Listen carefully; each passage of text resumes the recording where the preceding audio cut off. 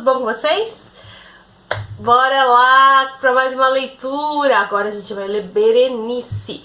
Hoje ao meio-dia eu li Morella, tá? Eu li bem rapidinho, gente. Então se vocês quiserem que eu leia com mais pausa, vocês deixam aqui nos comentários, tá bom? Como vocês preferem a leitura, tá? Porque eu não quero que o vídeo fique muito longo, tá bom? Mas vocês acham que eu tô lendo muito rápido?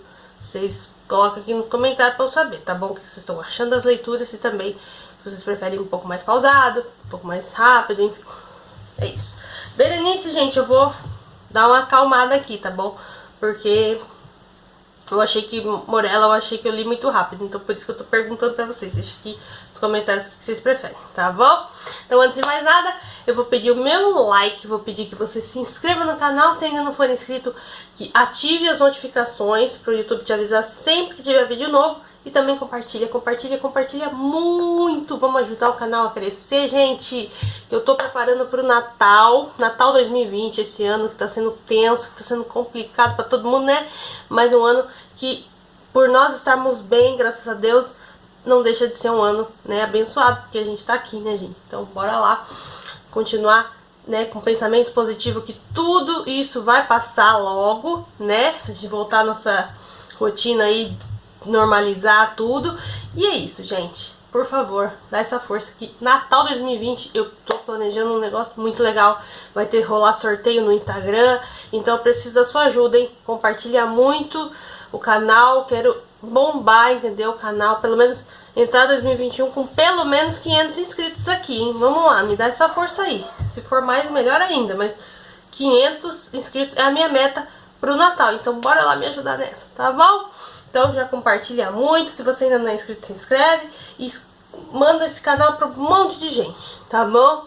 Se inscrever, gente, dá essa força pra mim. Bora lá então para a leitura de Berenice. Berenice eu também não tenho o livro, né? Então eu imprimi. Começar a leitura desse conto, é um dos meus favoritos também, Berenice. É muito legal, vocês vão gostar, tenho certeza. A miséria da terra é multiforme. Sobrepujando o vasto horizonte como um arco-íris, as suas cores são tão variadas como as deste, tão distintas e tão intimamente combinadas como elas. Sobrepujando o vasto horizonte como um arco-íris. Como foi que a beleza eu derivei um tipo de horror? Do símbolo da paz, um símile de sofrimento?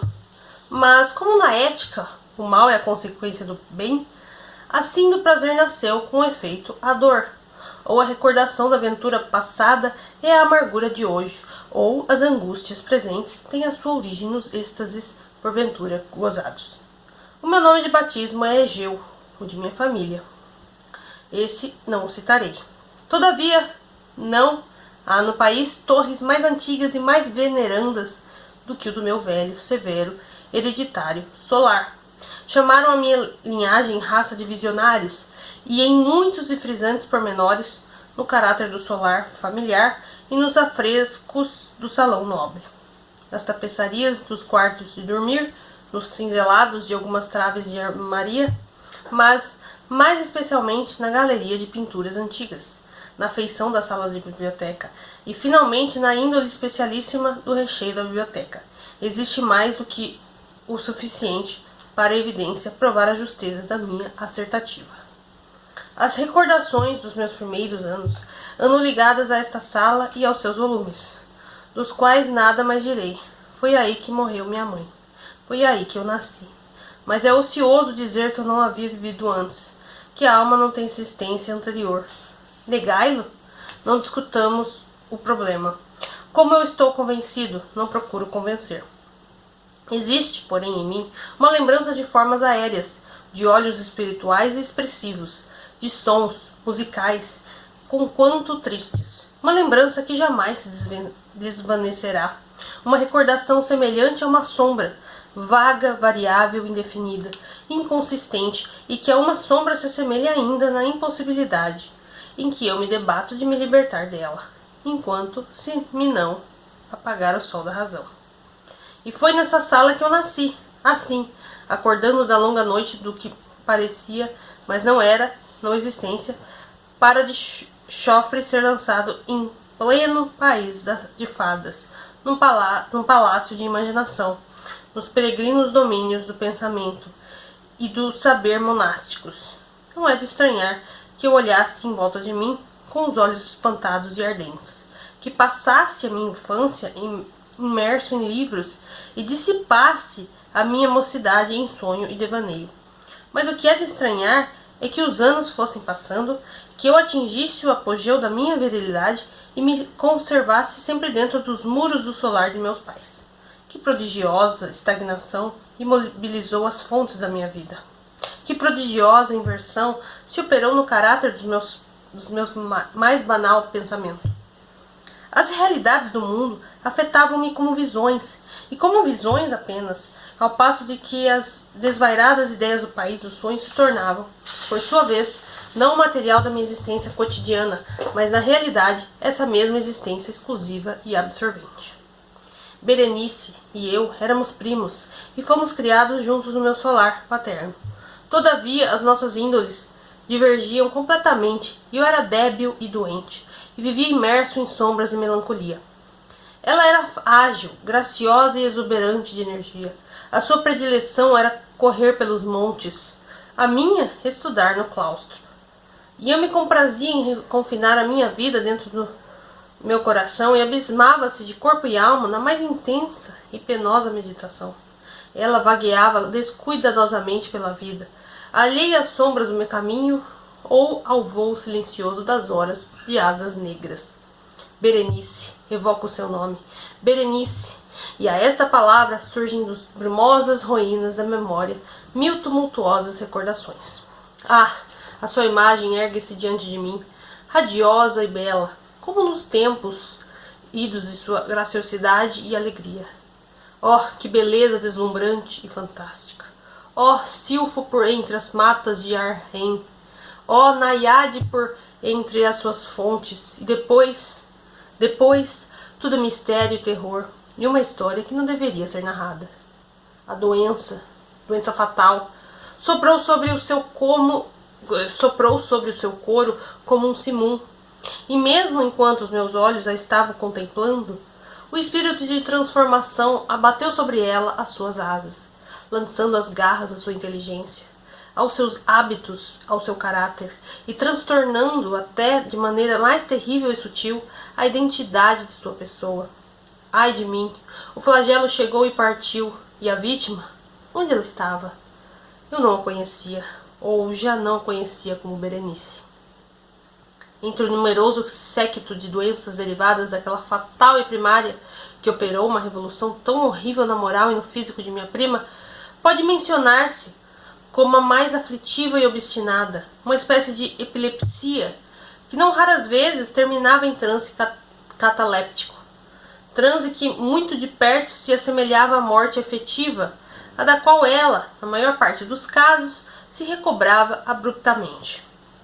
No entanto, a minha doença, pois me disseram que não devia considerar um doente, ia acelerando os seus progressos, até finalmente assumir um caráter monomaníaco, de forma nova e extraordinária, que foi, hora a hora, momento a momento, redobrando de intensidade, e por fim obteve sobre mim o mais incompreensível ascendente.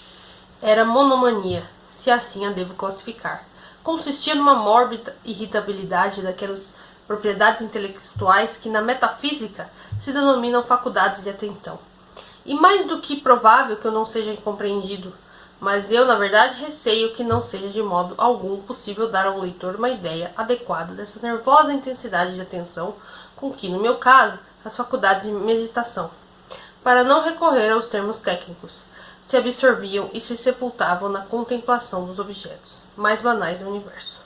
Permanecer longas e infatigáveis horas com a atenção acerrada a alguma garatuja na margem ou no texto de um livro, passar a melhor parte de um dia de verão absorto no exame de uma sombra projetada sobre as tapeçarias ou sobre o assoalho, abismar-se uma noite inteira na contemplação da chama de um candeeiro ou das brasas de uma lareira, embeber-me dias seguidos no perfume de uma flor, repetir monotonamente alguma palavra vulgar até o som, a força do repetido, deixar de acordar no meu espírito a mais tênue ideia, perder toda noção de movimento ou de existência física, por meio de uma absoluta imobilidade física, em que eu perseverava longa e obstinadamente. Eis aí algumas das mais comuns e menos perniciosas extravagâncias oriundas de uma condição especial das minhas faculdades mentais. Não, de certo, absolutamente única no mundo, mas, sem dúvida, de dificultosíssima análise ou explicação. Todavia compreendei-me bem a insólita, insistente e mórbida atenção, assim excitada por objetos em si mesmo fúteis, não se deve confundir com aquela proporção meditabunda comum a toda a humanidade, a que são mais particularmente atraídas as pessoas de imaginação ardente. E nem sequer era, como a princípio se poderia supor, uma condição extrema, um exagero de tal proporção, mas originária e essencialmente distinta e diferente. Habitualmente o sonhador ou entusiasta, interessando-se por um objeto não fútil, imperceptivelmente perde de vista esse objeto no emaranhamento de deduções e sugestões derivadas uma das outras, até que ao cabo da divagação, muitas vezes repleta de prazer, ele encontra o incitamento ou a causa primária de seu devaneio inteiramente apagada ou esquecida. No meu caso, porém, o primitivo objeto era invariavelmente fútil, embora assumisse, devido à minha desequilibrada visão, uma importância refrata e irreal. Poucas deduções eu fazia, se é que eu as fazia, e essas poucas refluíam e pertinazmente ao objeto primitivo como a um centro.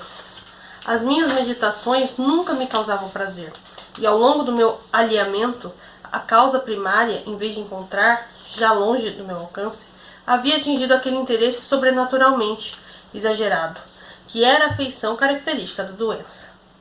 Numa palavra, as minhas faculdades intelectuais, que mais particularmente entravam em ação, eram, como eu disse atrás, a atenção, e não, como no caso do meditativo vulgar, as da especulação.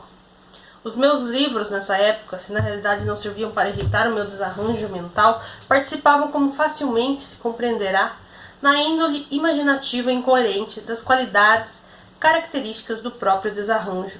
Recordarei, entre outros, o tratado do nobre italiano Coelius Secundus Curio, Amplitude Beati Reni Dei, a grande obra de Santo Agostinho, A Cidade de Deus, e Tertuliano, de Carne Christi, em que a paradoxal sentença Mortus est Dei Filius, credibili est quia ineptum est, et sepultus Meu Deus do céu, gente. É uma coisa que acho que isso aqui é latim, tá? Não vou ler isso aqui, não.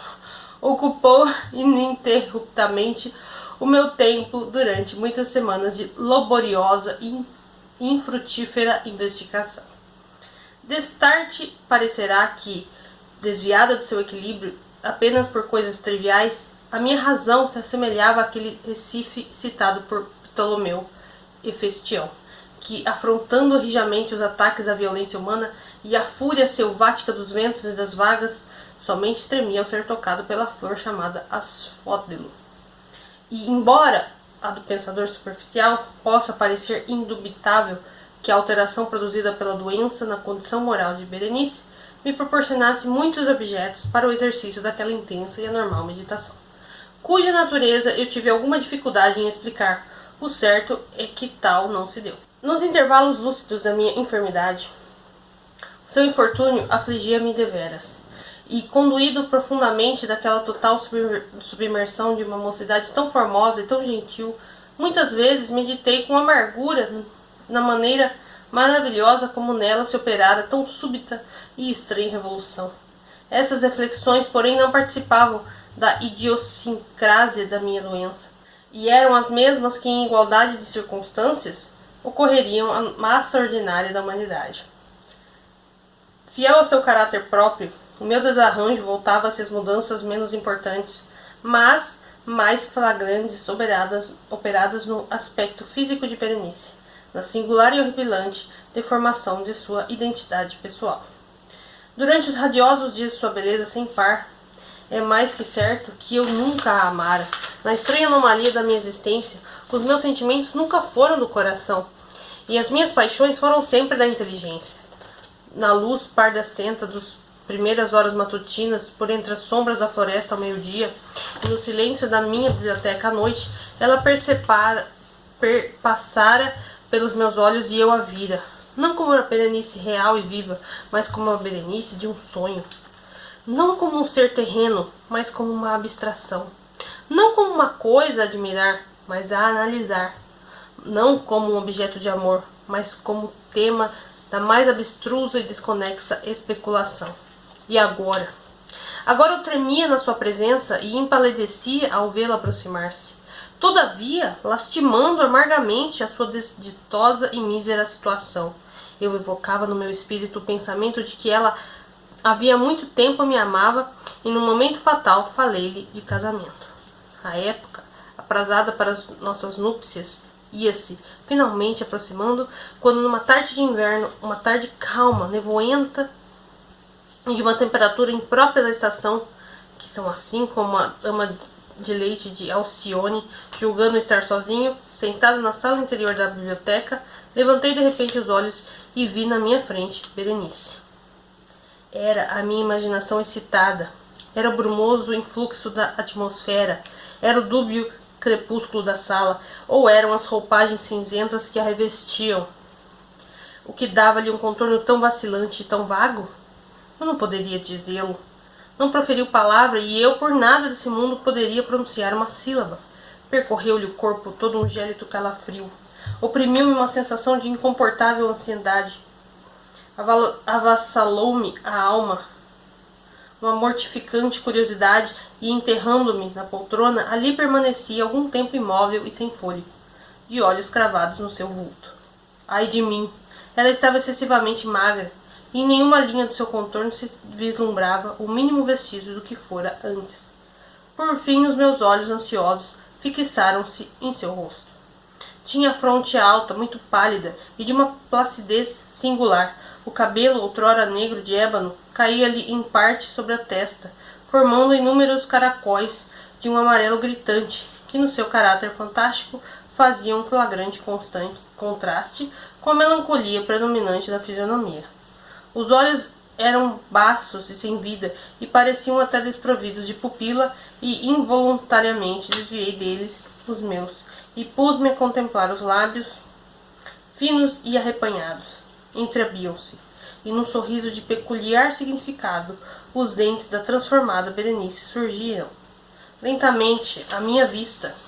Provera a Deus que eu nunca os houvesse visto, ou que, havendo-os visto, morresse instantaneamente. O fejar de uma porta arrancou-me do alheamento, e erguendo os olhos vi que minha prima havia saído da sala. Do âmbito desordenado do meu cérebro é que, ai de mim, não saíra nem sairia o branco e tréfico espectro dos dentes.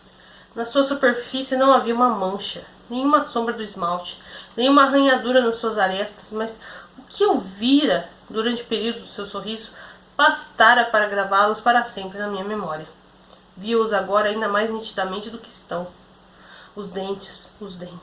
Estavam aqui, ali, por toda parte, visíveis e palpáveis ante os meus olhos. Compridos, estreitos e excessivamente brancos, com os lábios pálidos e arrepanhados sobre eles, como no próprio momento de sua primeira e terrível eclosão. Surgiu então em toda a sua plenitude a fúria da minha monomania. E em vão eu lutei contra a sua estranha e irresistível influência nos múltiplos objetos do mundo externo, e eu não tinha pensamento senão para os dentes, desejava-os com uma ansiedade louca. Todas as outras coisas e todos os diferentes interesses se apagavam ante a sua exclusiva e absorvente contemplação. Eles, e só eles, estavam presentes aos olhos do meu espírito, e na sua única individualidade tornaram-se a essência da minha vida intelectual. Examinava-os a todas as luzes, voltava-os em todas as posições, observava as suas características, quedava-me a estudar as suas minúcias, meditava sobre a sua conformação, cismava sobre a alteração de sua natureza, estremecia quando na minha imaginação lhes atribuía uma sensibilidade e até, embora sem a ajuda dos lábios, uma capacidade de expressão moral. De Mademoiselle Salé se disse que tout c'est pas étonné de sentiment. Eu acho que, gente, é francês agora. E de Berenice, eu cria mais seriamente que todos os seus dentes eram ideias. Ideias. Ah, eis o parvo pensamento que me destruiu. Ideias. Ah, era portanto esse o motivo que me levava a ambicioná-los tão loucamente. Senti que só a sua posse poderia restituir-me a paz, que só por eles eu poderia recuperar a razão. Caiu a tarde e eu continuava sumido no meu marasmo. Cerraram-se as trevas da noite, dissiparam-se e alvoreceu um novo dia. Envolveu-me o negrume de uma segunda noite, e eu continuava imóvel, enterrado numa poltrona daquela sala erma. O fantasma dos dentes nem um momento deixara de exercer sobre mim seu terrível domínio, pairando com o mais palpitante e hedionda nitidez por entre as luzes e as sombras da sala. E por fim, foi o silêncio do meu cismar cortado por um grito de horror e de espanto, e após uma pausa seguiu o ruído de vozes alteradas de permeio com abafados gemidos de dor ou de pesar. Pus-me logo de pé, e abrindo uma das portas da biblioteca, deparei-me com uma criada, banhada em lágrimas, que me disse que Berenice já não era desse mundo. Fora acometida de epilepsia de manhã cedo e agora, ao fechar a noite, a sepultura estava pronta para acolhê-la. E estavam concluídos todos os preparativos para o seu enterro. Achava-me sentado na biblioteca, e outra vez só. Parecia-me que acabava de despertar de um sonho confuso e perturbante. Sabia que era meia-noite e não ignorava que o pôr do sol, Berenice, havia sido enterrada. E do fúnebre lapso de tempo decorrido do intervalo que não tinha noção positiva, nem pelo menos definida. E contudo, a recordação desse período era repleta de horror. Horror mais horrível por ser vago, e terror mais terrível devido à sua ambiguidade. Era uma terrível página nos anais da minha existência, escrita de alto e baixo com obscuras, horrendas e ininteligíveis reminiscências. Esforcei-me por decifrá-las, mas em vão, e a cada momento, como o espírito de um som extinto, pareciam ressoar-me aos ouvidos as agudas e penetrantes vibrações de uma voz feminina. Alguma coisa eu havia praticado. Que foi? Interroguei-me em voz alta várias vezes sem conta, e só os ecos da sala respondiam ao meu anseio. Que foi? Na mesa ao meu lado ardia uma lâmpada, e perto dela estava uma pequena caixa. Nada tinha que a destacasse, muitas vezes a vira eu antes, pois pertencia ao médico de minha família. Mas como veio ela parar ali, em cima da minha mesa, e por que motivo eu estremecia ao olhar para ela? Não atinava com explicação possível para essas coisas, e aos meus olhos, por fim, pousaram nas páginas abertas de um livro e numa frase nele sublinhada. Eram as palavras singulares, mas singelas do poeta Ebsayat. Não vou ler isso aqui, isso é latim, tá? Por que motivo então, ao relê-las, os cabelos puseram-se em pé e o meu sangue gelou nas veias? Bateram de mansinho a porta da biblioteca e, pálido como um cadáver, um criado entrou nas pontas dos pés. Tinha um olhar esgazeado de terror e falou-me numa voz trêmula, roufenha e quase imperceptível. Que disse ele? Apenas lhe ouvi umas frases entrecortadas. Falou-me de um grito feroz que cortara o silêncio da noite, do alarme que atraíra toda a gente da casa, de buscas na direção do grito, e finalmente a sua voz adquiriu maior clareza ao falar de uma sepultura violada, de um corpo desfigurado, amortalhado e todavia ainda palpitante, ainda vivo. Apontou para minha roupa. Estava toda empastada de lama e sangue. Eu não falei, e ele pegou-me muito de leve na mão. Estava toda marcada com impressões de unhas humanas. Chamou a minha atenção para um objeto qualquer que estava encostado à parede. Olhei para ele e examinei alguns minutos. Era uma pá. Soltei um grito e dei um pulo, atirei-me à mesa e agarrei a caixa que nela estava pousada. Não a pude, porém, abri-la. No meu tremor, ela escorregou das minhas mãos e caiu pesadamente ao chão. Partindo-se em pedaços do seu interior, saltaram então com estrépito alguns instrumentos de cirurgia dentária, de mistura com 32 pequeninos objetos brancos que pareciam de marfim e que se espalharam em todos os sentidos pelo chão. É isso, gente. Os dentes da Berenice. bizarro, né, gente? Eu falo que é um dos meus contos favoritos porque, tipo, é muito ambíguo, é aquela coisa assim, a gente fica assim, meu, é isso, não é isso? Tipo, cara, o cara é doido, mano. Velho, ele arrancou os dentes da menina. Enfim, é muito doido, né? Adoro os contos da Alan Poe. Deixa aqui embaixo pra eu saber se você curtiu, Berenice, e qual conto do Alan Poe é o seu favorito. Comenta aqui, quero saber qual é o seu conto favorito. Eu já li o seu conto favorito? Ainda vou ler? Gente, eu não vou ler todos os contos do Alan Poe, senão eu teria que ter muito mais fins de semana, né? Ou muito mais dias. Mas eu vou ler os principais aqui. Se você... Vamos concluir aí o mês de outubro. Ficou algum conto devendo e você quiser que eu leia, deixa aqui nos comentários também. Belezinha? Muito obrigada pra você, gente. Amanhã eu volto, tá? Amanhã eu volto com mais 2 contos, então amanhã eu te espero, hein? Amanhã, não esquece que amanhã é meio-dia e amanhã às 6 tem mais contos de Edgar Allan Poe aqui no canal. Muito obrigada pra você e até amanhã, gente. Beijo. Tchau, tchau.